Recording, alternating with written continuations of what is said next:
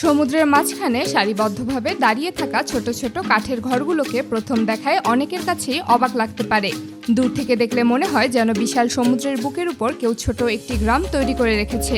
কিন্তু বাস্তবে এগুলো কোনো গ্রামের বাড়ি নয়, বরং শত শত বছর ধরে ব্যবহৃত হয়ে আসা এক অসাধারণ মাছ ধরার ব্যবস্থা।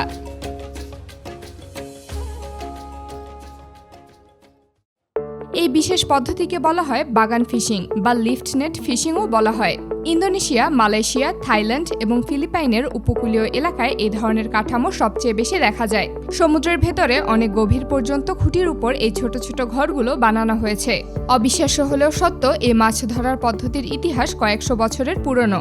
আধুনিক প্রযুক্তি আসার বহু আগে স্থানীয় জেলেরা এই অভিনব কৌশল বের করেছিলেন। আশ্চর্যের ব্যাপার হলো, তারা একটি ঘর থেকে আরেকটি ঘরে যাতায়াত করার জন্য দড়ির উপর দিয়ে হেঁটে যান। আপনার আমার কাছে এই কাজটি কঠিন মনে হলেও তারা এতটাই অভিজ্ঞ যে তারা ঘন্টার পর ঘন্টা এই দড়ির উপর দিয়ে হেঁটে যান। সবচেয়ে আশ্চর্যের বিষয় হলো, এই ছোট ছোট ঘরগুলোতে জেলেরা দিনের পর দিন বসবাসও করেন। ছোট্ট সেই ঘরগুলোতেই থাকে রান্নার ব্যবস্থা, বিশ্রামের জায়গা এবং প্রয়োজনীয় সব সরঞ্জাম। কখনো কখনো একজন জেলে টানা কয়েক সপ্তাহ পর্যন্ত সমুদ্রের মাঝখানে অবস্থান করেন, শুধুমাত্র মাছ ধরার জন্য। এই কাঠামোগুলো তৈরি করাও মোটেও সহজ কাজ নয়। সমুদ্রের তলদেশে গভীরভাবে পুঁতে দেওয়া হয় শক্ত কাঠের খুঁটি। তারপর বাঁশ এবং কাঠ দিয়ে তৈরি করা হয় এই ঘর। প্রবল ঢেউ, জোয়ার এবং ঝড়ের মধ্যেও যেন এগুলো টিকে থাকতে পারে, সেজন্য এগুলোকে বিশেষ পদ্ধতিতে বানানো হয়। অনেক এলাকায় প্রজন্মের পর প্রজন্ম ধরে একই পরিবার এই পেশার সঙ্গে জড়িয়ে রয়েছে। একজন বাবা যেমন তার ছেলেকে মাছ ধরার কৌশল শেখান, তেমনি ছেলেও বড় হয়ে একই পেশাকে বেছে নেয়। ফলে এটি কয়েক শত বছর ধরে এভাবেই চলে আসছে। সমুদ্রের মাঝে বসবাস করা যতটা রোমাঞ্চকর মনে হয়, বাস্তবে ততটাই কঠিন। প্রচণ্ড ঝড়, বজ্রপাত, বিশাল ঢেউ এবং অনিশ্চিত আবহাওয়ার সঙ্গে প্রতিনিয়ত লড়াই করতে হয় জেলেদের।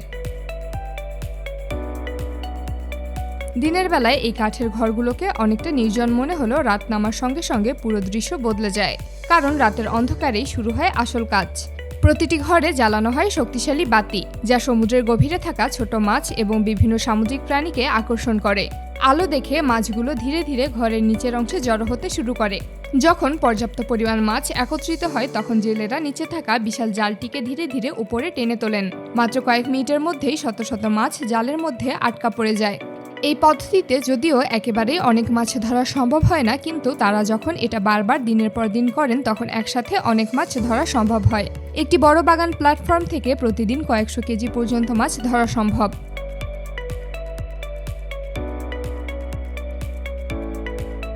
ধরা পড়া মাছ স্থানীয় বাজারের পাশাপাশি বিভিন্ন শহরেও সরবরাহ করা হয়। শুধু মাছই নয়, অনেক সময় চিংড়ি, স্কুইড এবং অন্যান্য সামুদ্রিক প্রাণীও এই জালে ধরা পড়ে।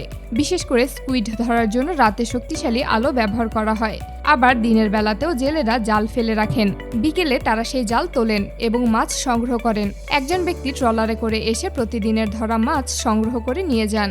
ইন্দোনেশিয়ার সুলাওয়েসি এবং মালয়েশিয়ার কিছু উপকূলীয় অঞ্চলে এমন শত শত প্ল্যাটফর্ম একসঙ্গে দেখা যায়।